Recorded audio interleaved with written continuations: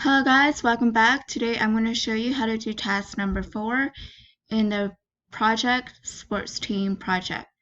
So in task number 4 it states, in the no goals / point column, use a function to count the number of month with no goals scored for each player. So how you do that is the Countblank formula.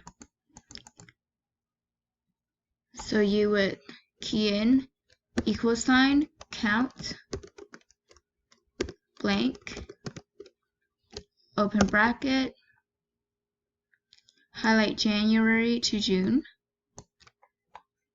close bracket, hit enter, and as you can tell, it has helped me count every single one that has a blank in there. Hope that helps and have a great day.